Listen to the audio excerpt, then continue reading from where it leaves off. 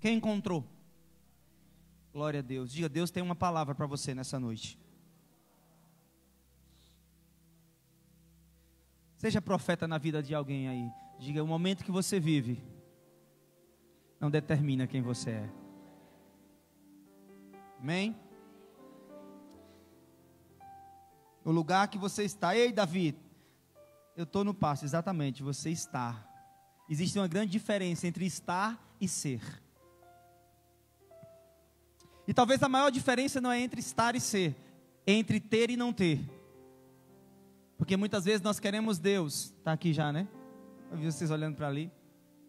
Jó capítulo 1, versículo 20. Se quiserem botar aqui. Eu tenho aprendido uma coisa muito forte com Paulo esses dias. E com Jó. Porque a Bíblia me mostra esses dois caras. No início da vida deles, eles tinham muito. Eram riquíssimos. E eles tinham Deus. Depois eles perderam tudo. E eles continuaram tendo Deus. E o Espírito Santo falou, soprou no meu ouvido, disse, pastor Everton, filho, menino, o que importa não é ter ou deixar de ter. O que importa é ter maturidade de permanecer. Enquanto nós não entendermos que o que vale é permanecer, nós iremos ser inconstantes. Porque quando temos, somos constantes. E quando perdemos, somos inconstantes. Estou falando de dinheiro, estou falando de paz, de saúde, de tudo. Quem encontrou Jó? Está aqui. Jó capítulo, vou ler na minha versão, que está mais próxima da original. Jó capítulo 1, versículo 20 e 21 e 22. Então, Jó se levantou,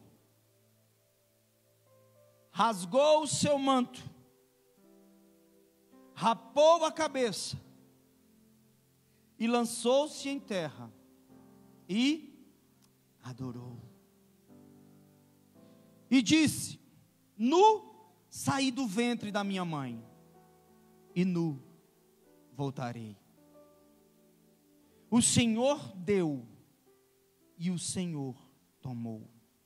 Bendito seja o nome do Senhor. Versos 22. Em tudo isto, Jó não pecou, nem atribuiu a Deus falta alguma. Feche a sua Bíblia, pegue na mão de alguém, aí sentadinho, e vamos orar. Pai, nós te adoramos, Senhor. Ô Senhor, como te adoramos. Somos falhos, pequenos. Somos limitados. Somos fracos. Mas sabemos, Senhor, que o teu poder se aperfeiçoa na nossa fraqueza. E apesar das nossas limitações, nós somos a tua noiva. Nós somos a tua igreja. E está escrito, Senhor, que as portas do inferno jamais prevalecerão contra ela. Senhor, que nós venhamos nos fortalecer em Ti nessa noite. Que nós venhamos nos renovar no poder da Tua palavra. Senhor, que Tu possa nos conduzir ao propósito eterno. E que nós venhamos ter fundamentos em Ti, na Tua palavra. E que o Teu nome seja glorificado em tudo quanto fizermos, em tudo que nos movermos, e em tudo que tocarmos, seja para a glória do Teu nome. E a igreja que está presente diz: amém. Aleluia. Sabe, queridos, uma coisa que está faltando na nossa geração, talvez seja isso, seja fundamento. Porque o que nos faz ser constante, o que faz com que a gente não oscile. O início do livro de Jó é um livro espetacular, porque começa apresentando para a gente um padrão de igreja extremamente perfeita aos olhos de Deus. O capítulo 1, do versículo 1 do livro de Jó diz assim: havia um homem na terra de Uz, Uz é a mesma terra de Abraão.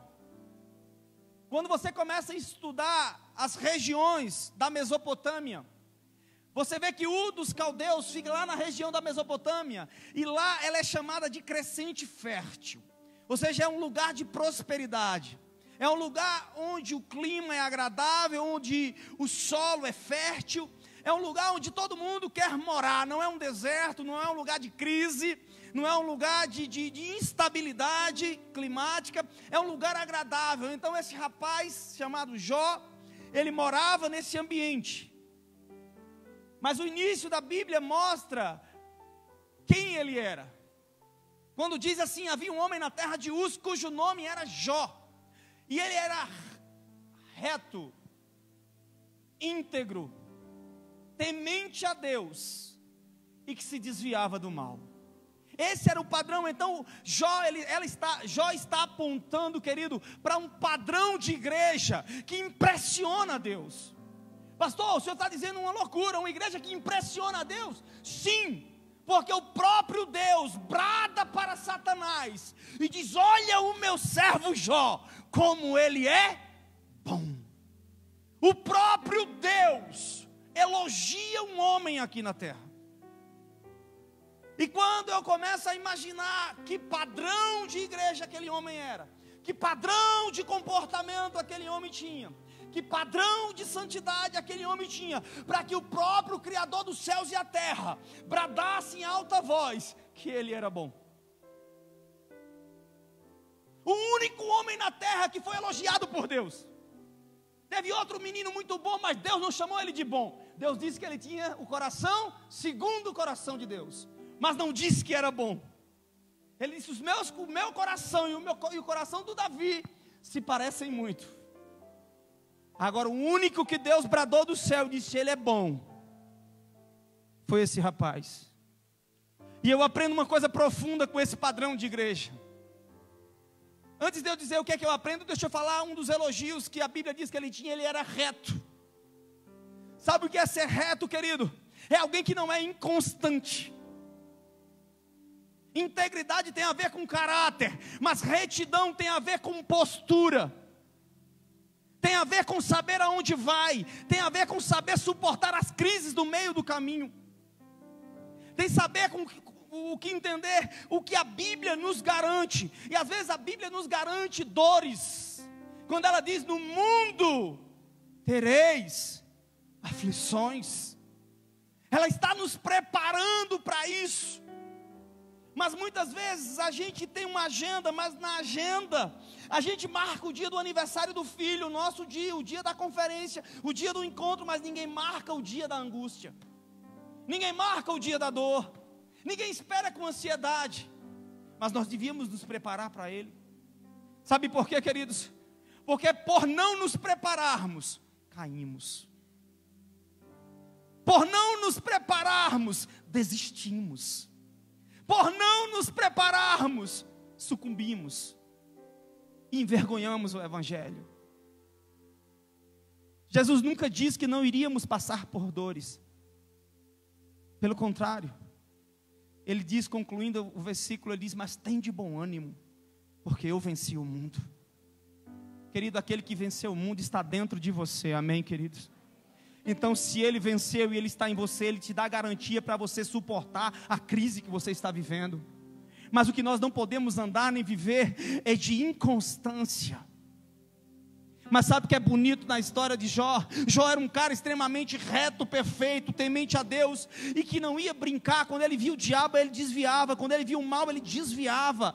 Mas isso não impediu dele passar talvez uma das maiores provas que nós encontramos dentro da Bíblia Sagrada. E aí, nesse momento, se a gente não é constante, se a gente não é reto, se a gente não tem uma relação profunda com Deus, se a gente não tem fundamentos, a gente acha que Deus é ingrato. E a gente precisa entender, queridos, que sem fundamentos nós não chegaremos a lugar nenhum. Por isso que em Êxodo capítulo 4, Êxodo capítulo 1, quando Moisés vai se aproximando da sarça que ardia e não se consumia, e a sarça começa a falar com ele, ele vai se aproximando e a voz diz: ei Moisés, tira as sandálias dos teus pés, porque a terra que tu estás pisando é terra santa. Sabe o que é que Moisés caminhava, querido? Durante muito tempo Moisés caminhou dentro do palácio do Egito. Então tinha muita poeira do Egito na sandália de Moisés. Tinha muito do Egito na sandália dele. Então sabe qual é o problema da gente? É que muitas vezes Deus quer nos dar fundamentos santos, mas tem muita sujeira do Egito nos nossos pés ainda. E se você não largar essa sujeira, querido, você vai querer estar num ambiente, mas os seus pés não, a sujeira que está, não dá para haver uma aliança entre buscar Deus e as sandálias do Egito nos pés. Pastor, explique melhor, querido. Não dá para buscar Deus e ir para casa, entrar num site pornográfico. Não dá para buscar Deus e chegar depois de uma festa e tomar uma cerveja, porque não faz mal. Não dá. Não dá para ir buscar a Deus. Não, eu vou para o culto, eu faço tudo, mas eu não sou fiel, não vou devolver o meu dízimo. A Bíblia não diz que a gente tem que dar, a gente tem que devolver. Sabe por quê? Porque não é nosso. Não dá para andar com Deus e ter o pó do Egito.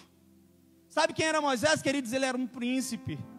Ele tinha galardão de príncipe no Egito. Ele tinha status de príncipe do Egito. Não, ele não era qualquer um. Ele era o filho de Faraó.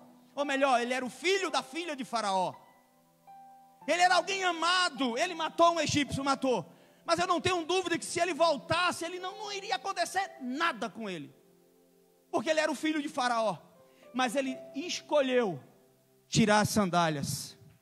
Porque ele entendeu que para se comunicar com uma chama ardente, não dá para trazer o Egito junto. Não dá, querido. Então ele tirou as sandálias dos pés. Mas sabe quais são os fundamentos perfeitos? É quando você abre a sua Bíblia lá em Mateus 3, e alguém chega para um menino que pregava no deserto, que vivia comendo gafanhoto e mel silvestre, e era extremamente, radicalmente apaixonado. Os caras vieram atrás dele e disseram: ei cara, quem é você? Ele disse: por que vocês querem saber quem eu sou? Não, porque você está influenciando uma geração. O deserto está lotado, as multidões vêm para te ver. A mídia é assim, querido. Por isso que eu sempre digo que o sucesso mata mais do que o fracasso. Quando a gente está crescendo, quando Deus começa a promover o homem, querido, é um perigo.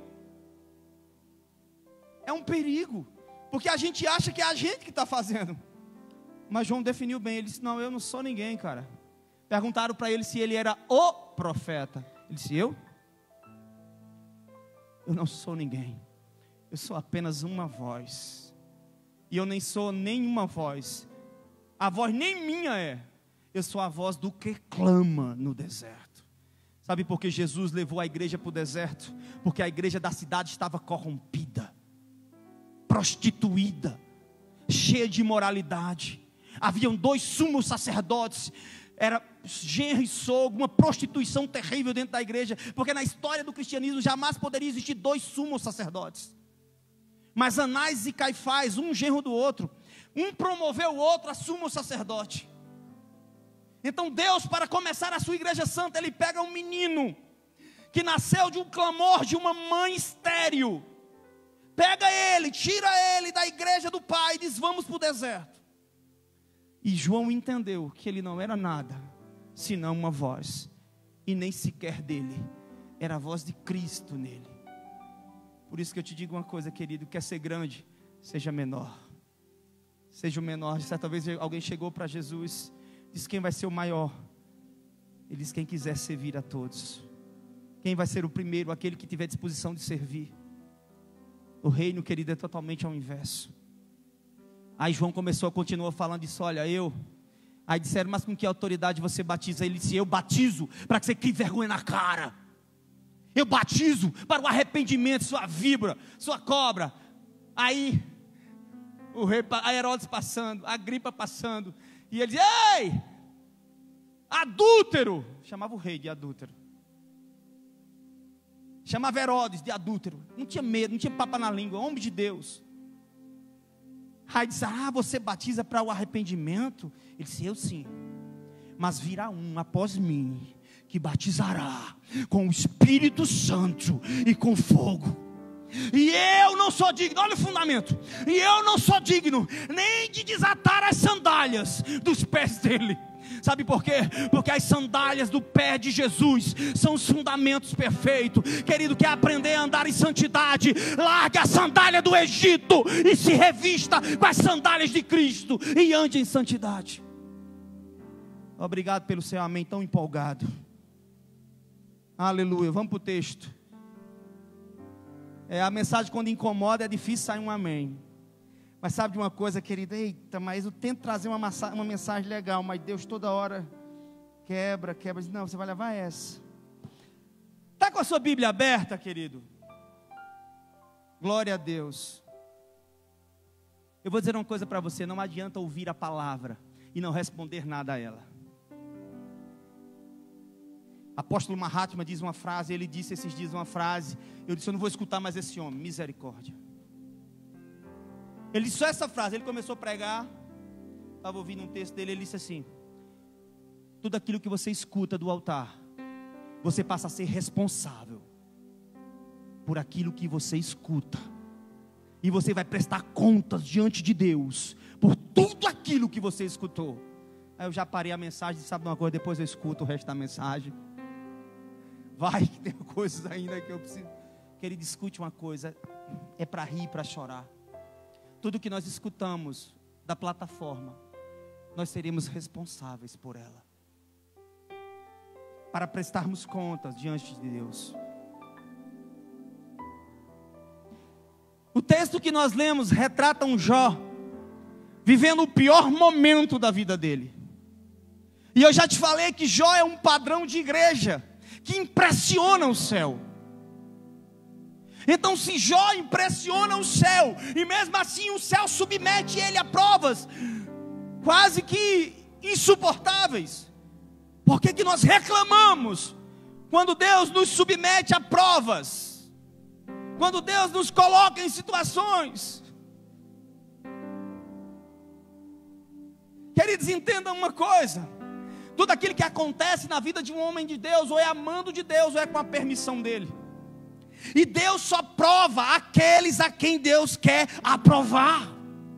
E se Deus nos submete a situações extremas, é porque Deus está nos preparando para grandes vitórias no dia de amanhã. Querida, eu vou dizer uma coisa, para você ser o campeão dos campeões, você tem que vencer o atual campeão dos campeões. Para que você possa ser alguém que triunfe, você tem que se lançar à luta. Não dá para viver um evangelho sem lutas.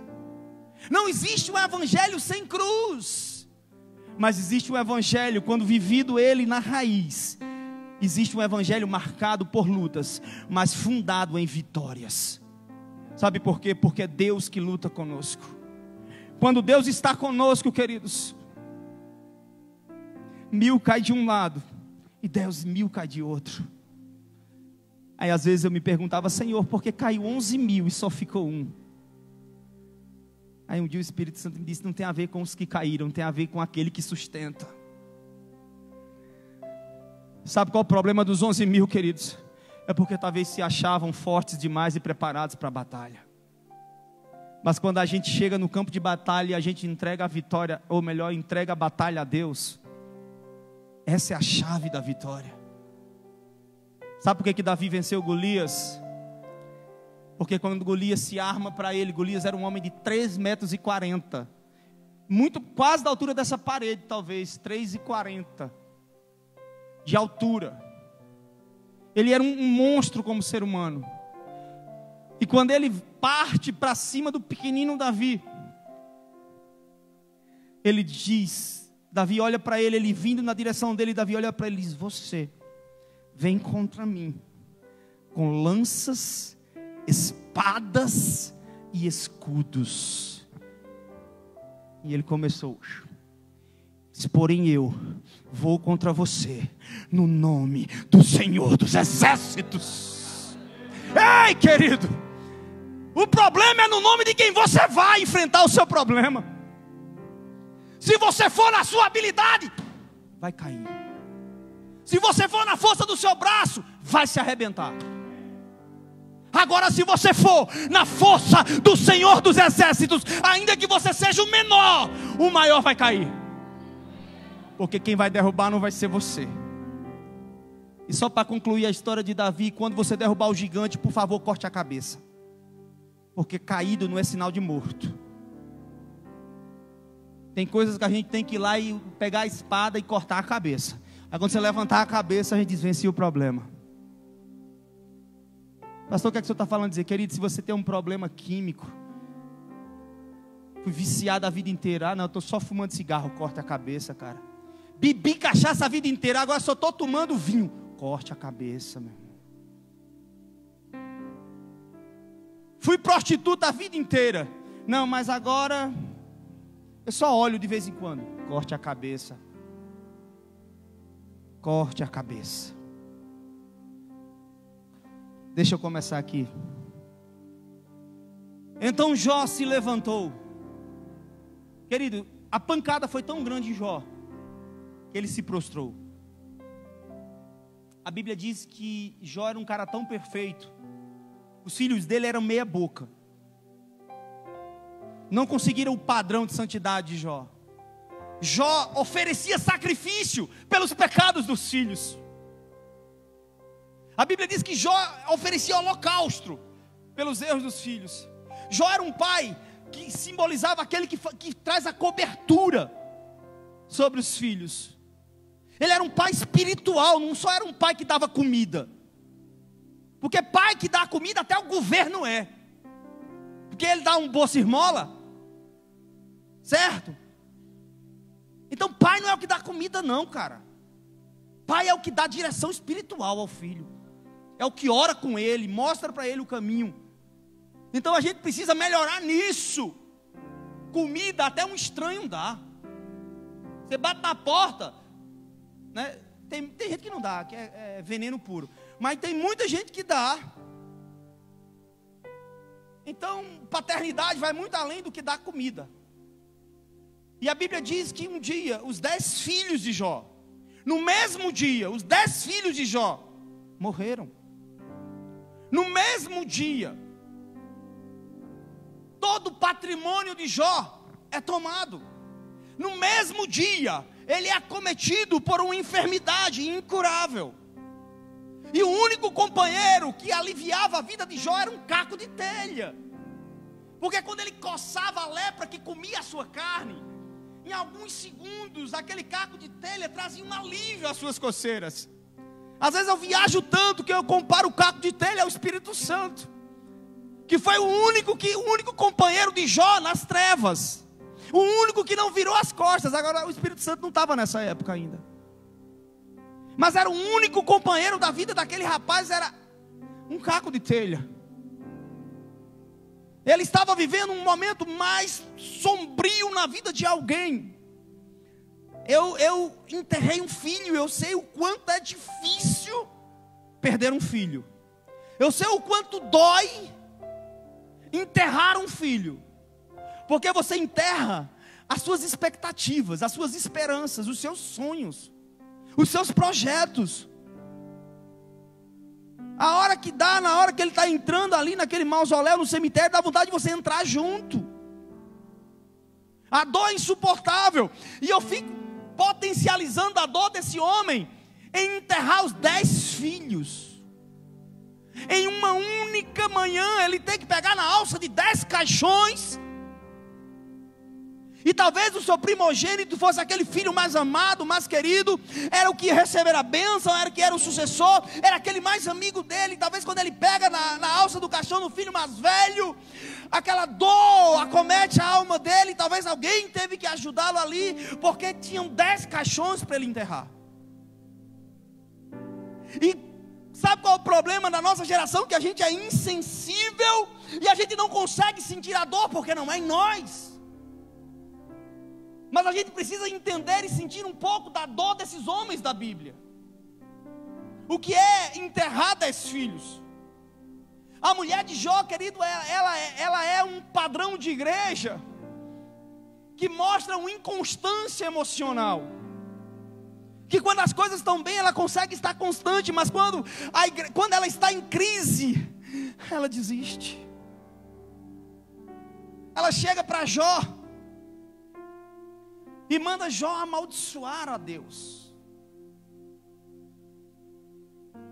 Todos abandonam Jó. E aí ele começa a viver o martírio da vida dele. E aqui nesse momento que nós lemos, Jó recebe a notícia. E a Bíblia diz que Jó se levantou. Só se levanta quem está caído. Ele estava morto quando ele recebeu as notícias. E eu acho que ele parou e sentou. E começou a processar a morte dos filhos. As demais coisas pouco importava para ele. Ele era crente. Mas a morte dos filhos, da sua filha caçula. Quem é pai sabe o que eu estou dizendo aqui.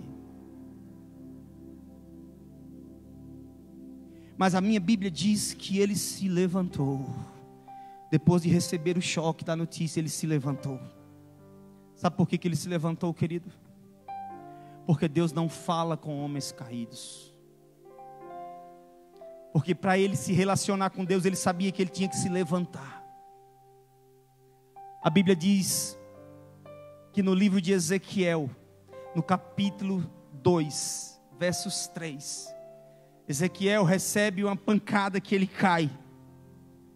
Pancada espiritual, emocional.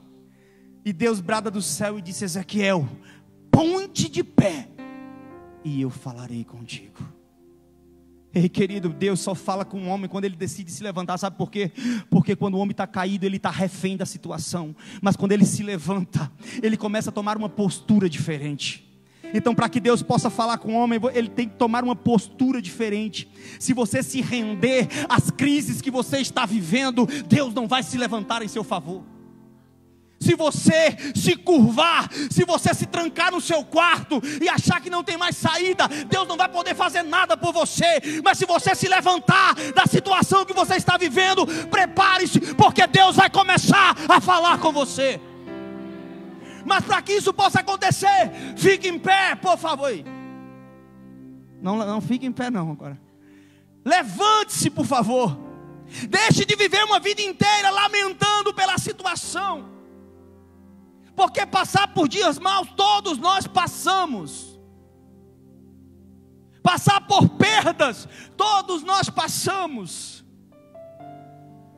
Passar por dores, todos nós passamos. A diferença está em passar e não em ficar. Deus permite que a gente passe pelo deserto. Deserto nunca foi habitação, deserto sempre foi passagem. Agora as nossas escolhas fazem com que muitas vezes nós queiramos habitar no deserto, para ficarmos chorando. Por isso que quando Josué assumiu o encargo, ele ficou meio abestalhado, meio sem direção, ficou sem força, ficou sem ânimo. Aí Deus vai falar com ele, mas não fala com carinho não. Deus diz: ei, esforça-te e tem bom ânimo, e eu serei contigo. Assim como eu fui com Moisés, eu serei contigo. Mas primeiro Deus deu 2 tapas nele, sabe, uma tapa gospel mesmo, assim: esforce, rapaz, tenha ânimo. É muito crente na nossa geração. Meu Deus, parece a cantiga da hiena: ó vida, ó terra, ó céus. Só sabe lamentar a vida inteira. Não sabe contar, nem testemunhar um dia de vitória. Querido, aprenda uma coisa: o meu Deus é Deus de lutas, mas em toda luta que Ele nos coloca, Ele tem que nos dar uma vitória. Se não está tendo vitória, é porque tem alguma coisa errada. Não dá para viver sofrendo uma eternidade, não. Não é inferno, não. É tempo de preparação, de caminhada para a terra prometida. Mas o problema é que às vezes a gente quer que Deus faça. A gente fica acamado, se lamentando: ah, Deus faz. Ei, rapaz, fique de pé. Tome uma posição. Se alinhe, querido, diante de Deus, para que Deus possa começar a fazer algo na sua vida. Ele recebeu talvez a pior notícia da vida dele de repente. Ele dizia: agora eu estou no chão, mas ele entendeu, ele disse: eu vou me levantar. Aí se levantou. Aí depois que ele se levantou, querido, o que é que ele faz? Ele rasgou o seu manto. Diga comigo: rasgar o manto é quebrar o vínculo com o passado. Escute, tem coisas que nós não podemos resolver. O filho que morreu, eu não posso trazê-lo mais à vida. As palavras ditas não podem mais retroceder. Situações que magoamos não podemos mais desfazer, mas podemos buscar uma restauração. Sabe qual o problema? Muitas vezes é que nós queremos permanecer com o manto do passado. Nós queremos permanecer com a capa da humilhação, com a capa da dependência, com a capa do cego. Lembra de Bartimeu? Ele tinha uma capa. Quando ele gritou: filho de Davi, tem compaixão de mim. Alguém chegou junto dele e disse: olha, o mestre ouviu a tua voz. Sabe o que foi que ele fez, querido? Ele disse: ele ouviu? Sim, ouviu. E ele quer que eu te leve até ele. Quer? Ótimo, espera só um pouquinho, moço.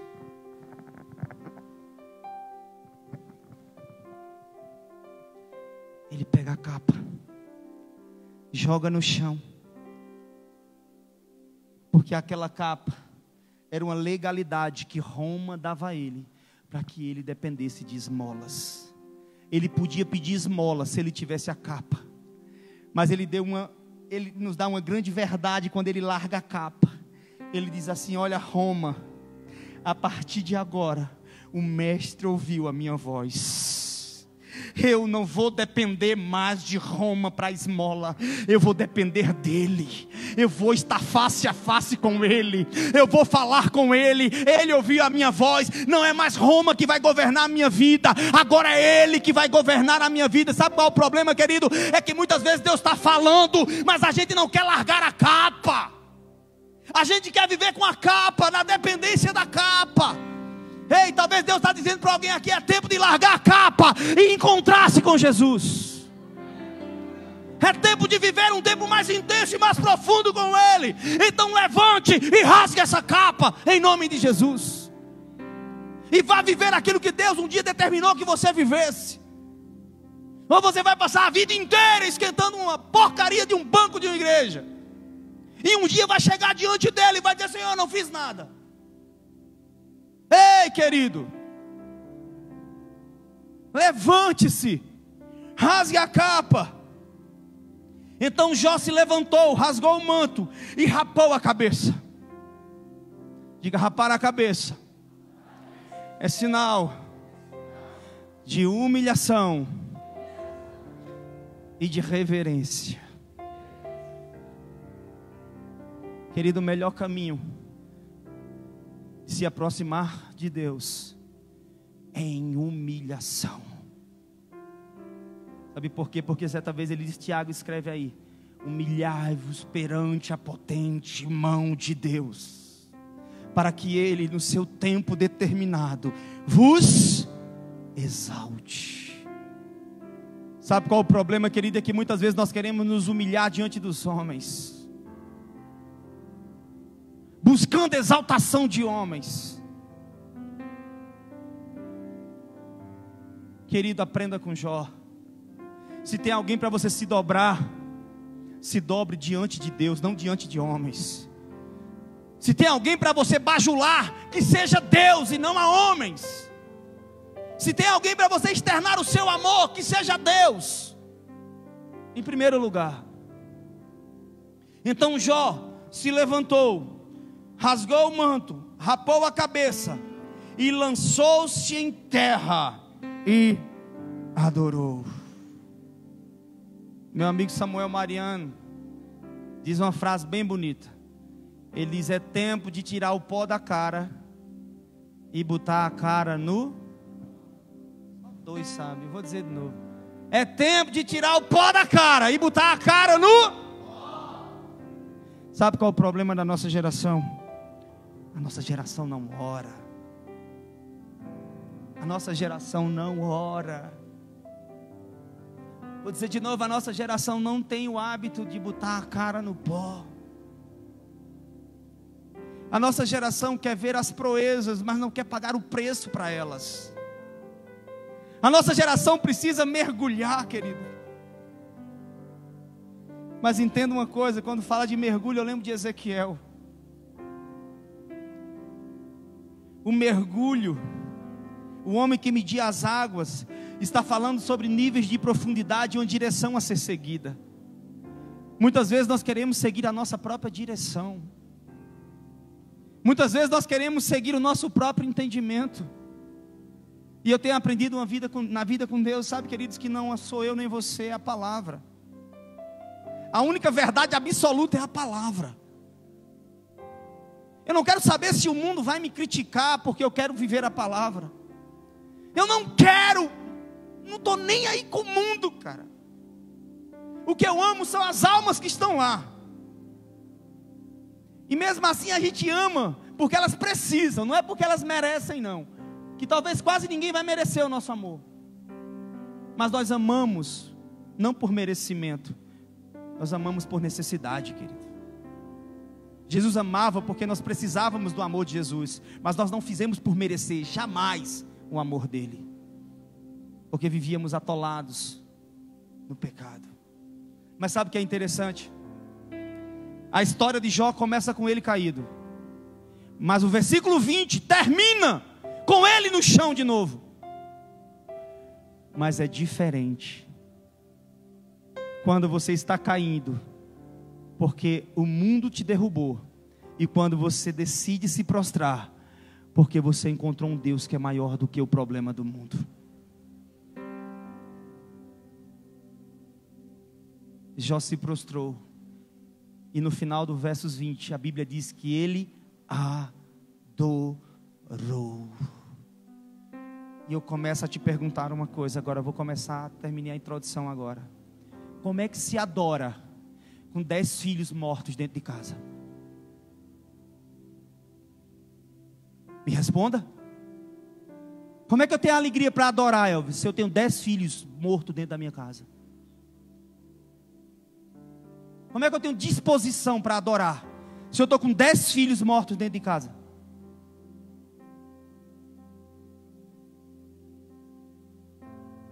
Quando eu olho para Jó, eu vejo que eu não tenho crise, queridos. Eu tenho contratempos. E às vezes o contratempo que eu tenho me tira da adoração. E eu vejo um homem que tem 10 filhos mortos dentro de casa adorando a Deus. E eu digo, homem, me ensina a fazer isso. Como é que alguém tem 10 caixão dentro de casa? Porque se fosse qualquer um de nós estávamos em desespero, dopado com 10 diazepam, alisando o corpo dos 10. Sabe o que é isso, querido? Isso é prioridade, é um padrão de igreja que jamais nós alcançaremos. Jamais termos 10 filhos dentro de casa e irmos adorar, porque nós não entendemos o que é o cristianismo. Muitas vezes nós vivemos um cristianismo de conveniência, mas não um cristianismo de padrão, de fundamentos profundos, de saber entender que Deus é prioridade até sobre a morte de 10 filhos.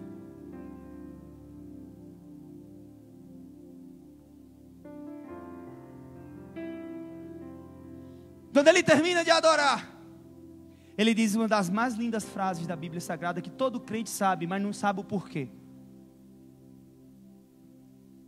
Oi? Exatamente. Ele diz antes disso, ele diz só uma frasezinha que tu não disse. Nu saí do ventre da minha mãe, e nu eu retornarei. Escuta, sabe o que é que Jó estava dizendo? Senhor, tu me deste tudo,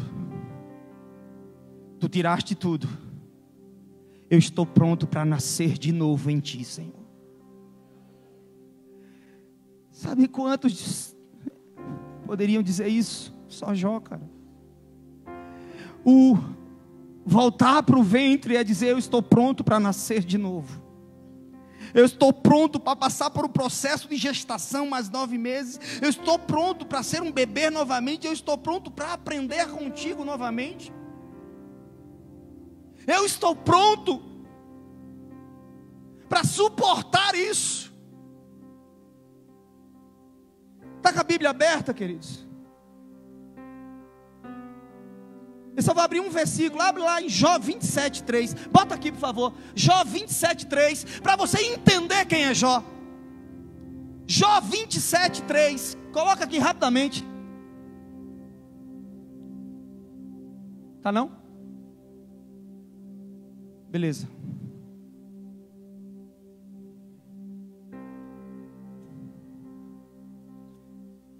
Isso. Encontrou aí, querido? Escuta, nesse momento Jó estava no pó e na cinza. Ele estava mais ou menos assim, com o corpo cheio de cinza, com um caco de telha coçando o seu corpo, com a lepra corroendo seus dedos, sua orelha, sua narina, os pedaços dele caindo. 3 amigos acusando ele de ser um pecador. Sabe o que eu aprendo, queridos? Às vezes eu digo: Senhor, o Senhor foi muito forte na vida desse homem. Porque na caminhada, Deus sempre manda um amigo. Até Jesus, quando estava na Via Crucis, Jesus mandou Simão Cirineu. Mas aqui na vida desse homem, não chegou ninguém. Tinha 3 amigos dizendo: você não presta, você é um pecador, por isso que a morte veio, por isso que a mão do Senhor pesou. Amaldiçoa, morre, não tem mais futuro, Jó. Aí você abriu aí em Jó 27? Abriu? Acompanha comigo, versos 3 e 4 só. Enquanto em mim estiver a minha vida e o sopro de Deus nos meus narizes, nunca, querido, olha a palavra aí, é nunca, ou talvez em outra versão, jamais, os meus lábios falarão injustiça, nem a minha língua pronunciará engano. Está entendendo? Um cara que perdeu tudo, mas ele diz: enquanto houver fôlego de vida, enquanto houver vida em mim, fôlego de Deus em mim, os meus lábios não pronunciarão engano. Ou seja, eu não vou abrir a boca para dizer onde é que o Senhor está, Deus. Por que o Senhor me abandonou, Deus? Por que o Senhor fez isso comigo, Deus? Não. Volta lá. Nu saí do ventre da minha mãe, e nu voltarei. O Senhor deu, e o Senhor tomou. Tudo que você tem, foi o Senhor que deu, querido. Se você não entender assim, você vai se revoltar no dia que Ele tomar. Absolutamente nada. Bendito seja o nome do Senhor. E o versos 22 diz que em tudo isto Jó não pecou, nem atribuiu a Deus culpa alguma. Aí a gente começa a dizer: poxa, mas qual o propósito? Porque nada acontece sem propósito. A morte não acontece sem propósito. Qualquer hora eu conto com mais detalhe a morte do meu filho, mas o meu filho morreu para que eu vivesse, porque eu estava morto em trevas e pecado. A minha casa não servia ao Senhor, e foi através de um filho meu que eu entendi que eu tinha que estar na casa do Senhor. Um filho que veio com um corpo imperfeito, com síndrome, todo deformado. Um filho que morreu nas minhas mãos aos 3 meses de vida. Mas ele morreu e eu nasci. Meu filho foi um missionário que cumpriu o seu propósito num tempo muito curto. Ele demorou 3 meses para ganhar a sua casa para Jesus. Por isso que muitas vezes, quando eu tenho raiva de vocês, eu penso em desistir, eu lembro do meu filho. Muitas vezes, quando eu sou abandonado por vocês e eu penso em desistir, eu penso no meu filho. E Apocalipse diz que um dia nós receberíamos um corpo ressurreto, glorificado e transformado. E eu sei que eu vou rever um dia Ele, Não no corpinho que Deus deu a ele aqui, porque aquele corpo tinha um propósito, mas no corpo glorificado, ressurreto e transformado. Ele teria 17 anos hoje, seria um rapazão, mas ele tem 17, está lá no paraíso. Eu que tenho que trabalhar para ir para lá. Propósitos. Quando você abrir, não precisa abrir não, vou terminar. Quando você abrir a sua Bíblia, lá no final do livro de Jó, no capítulo 42, você vai entender o propósito. A Bíblia diz assim, mais ou menos assim, né? Eu não decorei fielmente, mas é mais ou menos isso. A Bíblia diz assim, no capítulo 42, bem sei que tudo podes, e nenhum dos teus planos. Isso era Jó, viu, queridos? Com lepra, sozinho, orando, levantando as mãos para o céu. E o verso 39 do livro dele, ele diz assim: ei, ainda que os meus olhos em vida não te contemplem, eu sei que na eternidade eu te verei. Oh, querido, isso é fé. E quando ele encerra o 42, Deus não aguenta. Deus diz: meu Deus, ele é bom demais, eu vou mudar esse quadro. Tá bom, Satanás. E quando ele diz o 42, ele diz: Senhor, eu sei que tudo podes, e que nenhum dos teus planos podem ser frustrados. Eu te louvo por tudo que aconteceu em minha vida. Sabe por quê, Senhor? Porque antes eu te conhecia de ouvir dizer, mas agora no meio da dor os meus olhos te veem. Ei, na dor Jó se aproximou. Talvez o propósito de Deus com isso que você tem vivido é tentar te aproximar mais dele. E a Bíblia diz que Deus mudou o cativeiro de Jó. O Deus que muda o cativeiro está aqui nessa noite, eu creio. O Deus que reverte a história, o Deus que vira a página e começa a escrever um novo tempo, está aqui. Basta você querer, basta você buscá-lo e recebê-lo. E a Bíblia diz que Deus mudou o cativeiro e restituiu em dobro tudo quanto ele perdera. Mas tem uma coisa que eu acho que Deus não pôde substituir, mesmo Deus sendo Deus: a lembrança dos filhos que morreram.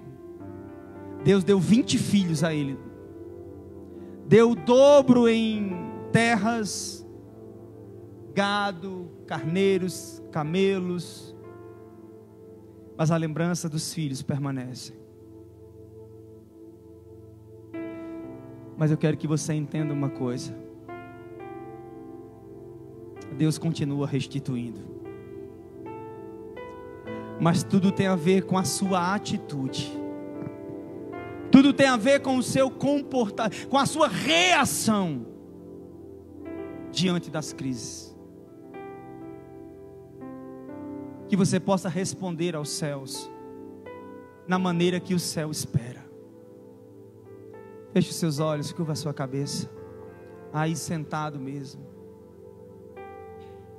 Qual é a crise que você está vivendo? Ei, querida, aprenda uma coisa: essa crise não é para a morte, é para que o nome do Senhor seja glorificado na sua vida. Mas além de chorar caída, se levante nessa noite. Quando se levantar, por favor, rasgue esse manto que te deixa alinhada ao passado.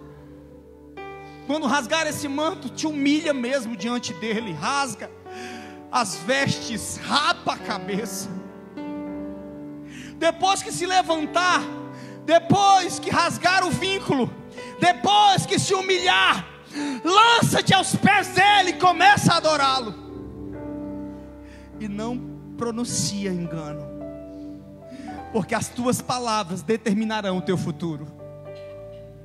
Aquilo que você determinar em seus lábios vai determinar o agir de Deus na sua vida. Aleluia. Aleluia. Como pode ainda adorar se não tem motivos pra cantar? Fica de olhos fechados, sentadinho. Abandona esse Só escuta. Deus e morre. Vai conversando com Deus aí, vai conversando com Deus aí. Mas não adoro pelo que Ele faz, nem menos por bens materiais. Eu adoro pelo que Ele é. Deus te eu trouxe sou aqui. dele, tudo é dele. Deus te trouxe aqui. Já você não tem motivos, perdeu seus bens, seus filhos, seus amigos. O que você vai fazer? Eu vou adorar, simplesmente adorar. Eu vou adorar. Deus me deu, Aleluia! Deus tomou. Deixa Deus ter o Bendito controle. seja o nome do Senhor. Aleluia! A Ele a glória, a Ele a honra e o louvor. A Ele toda a honra, a Ele toda a glória. Não importa a situação, não importa o momento, não importa a crise, não importa a dor. Adora Ele no meio do deserto e Ele vai mudar as expectativas. Ele vai mudar o ambiente. Ele vai transformar essa história de derrota em uma história de vitória. Abandona esse Deus e morre.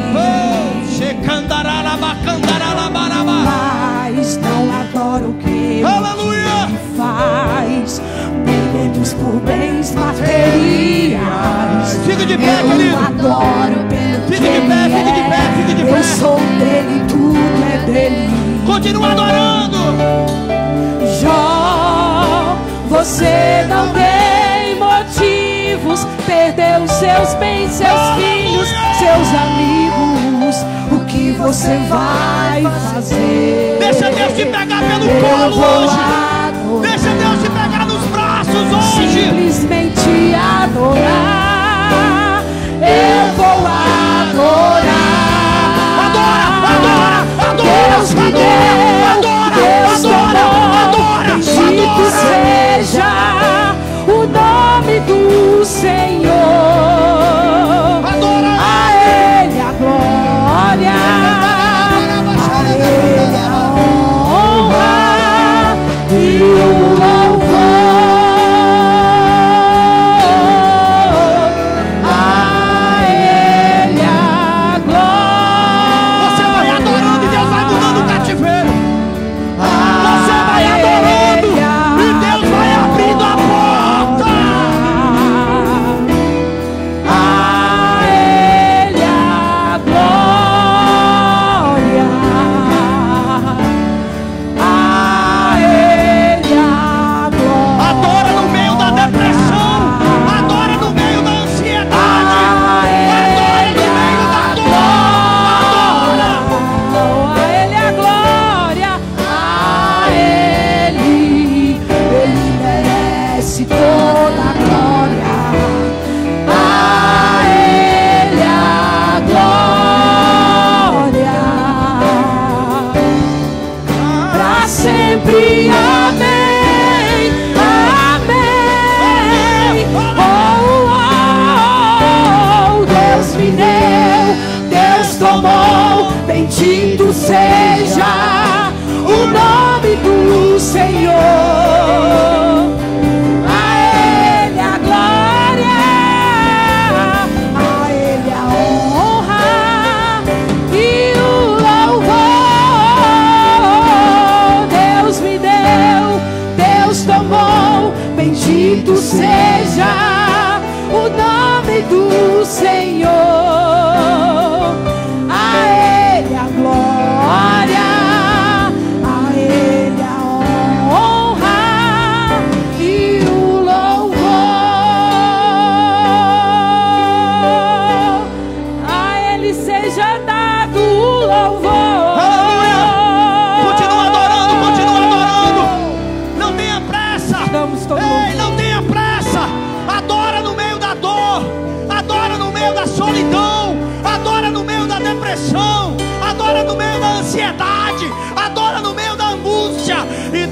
mudar esse cativeiro. Deus vai mudar esse cativeiro. Deus vai mudar esse cativeiro.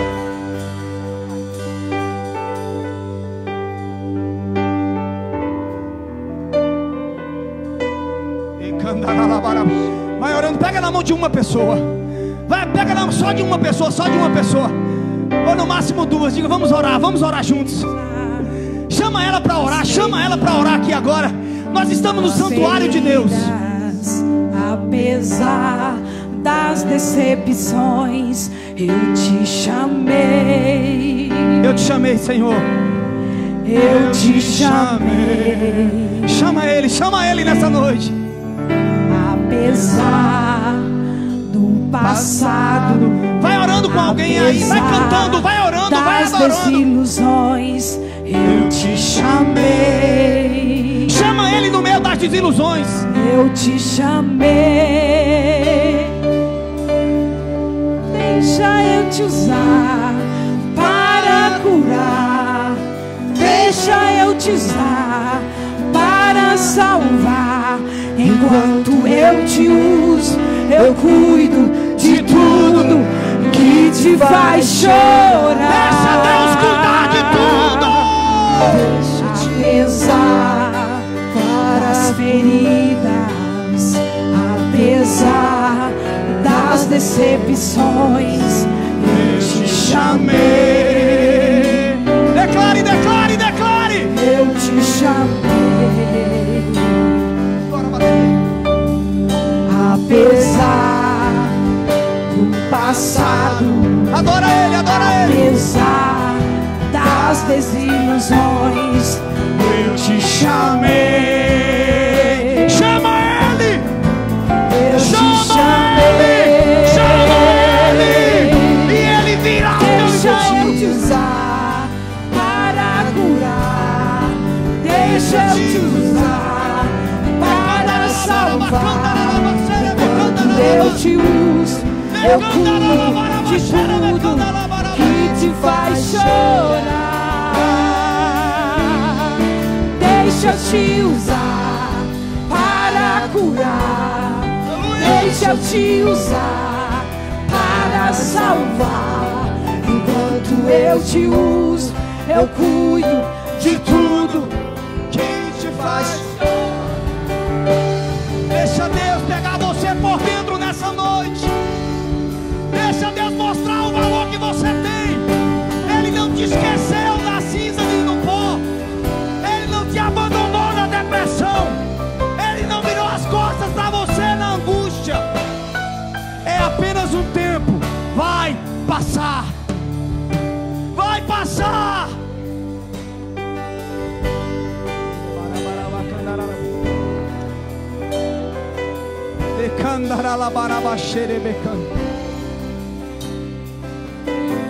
Levante a sua mão para o céu.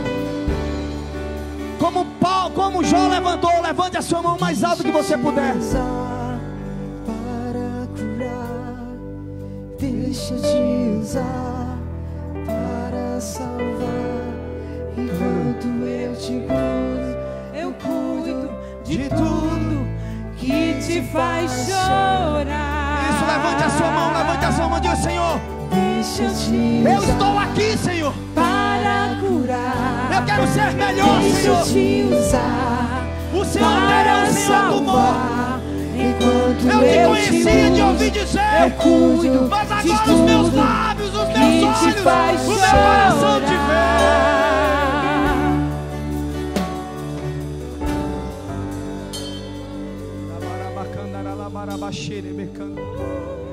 Senhor, nós te louvamos, Senhor. Te louvamos porque o teu amor está sobre nós. Gera em nós uma igreja reta, Senhor. Gera em nós uma igreja que se curve apenas diante de ti, Senhor. Gera em nós uma igreja que entenda que as crises são naturais e passageiras, e que em todas elas há um grande propósito teu, Senhor. Que nós venhamos nos firmar, nos fundamentar em ti cada vez mais, para que o teu nome seja glorificado em nós e através de nós. Faz em cada um de nós, Senhor, Que nós venhamos ser testemunhos vivos do Teu amor aqui em Garanhuns. Que nós venhamos, Senhor, ser uma boca profética nessa cidade. Que nós venhamos, Senhor, cumprir o Teu ide e sermos instrumentos aqui na terra para pessoas. Que nós venhamos ser a mão que a igreja precisa ser. Que nós venhamos ser o abraço que Tu não podes mais dar pessoalmente. Que nós venhamos ser a palavra amiga, ser o ombro amigo, ser o coração amigo que o mundo precisa. Que nós venhamos ser o Cristo que não está mais aqui. Por isso que nós somos pequenos cristãos, semelhantes a Ti, Senhor. Mas o que bom, Senhor, que nós entendemos que o sofrimento não é para a morte, nem é o abandono, mas é uma aproximação mais intensa, para sabermos que Tu és um Deus amoroso, que Tu és um Deus que restitui em boa medida, que Tu és um Deus de amor. Por isso, Senhor, nos conduz, Senhor, na profundidade da revelação da Tua palavra. Que nós possamos crescer naquilo que Tu tens para a vida de cada um de nós. Que não olhemos para trás, mas que façamos como Paulo disse: uma coisa eu faço, deixando as coisas que para trás ficaram, e olhando para aquelas que estão adiante de mim. Querido, não olha mais para trás. Não olha mais para trás, porque o projeto de Deus é um projeto novo, é um projeto de restituição, de restauração, é um projeto de recomeço. Mas se firma como Jó se firmou, e prepare-se para receber a restituição daquilo que se perdeu. Prepare-se em nome de Jesus. Oh Senhor, nós Te adoramos. Que a graça do nosso Senhor Jesus Cristo, que as consolações do Espírito Santo e que o amor do Pai esteja na sua vida, filha, filho, hoje e sempre. Vamos em paz. Não vamos em paz.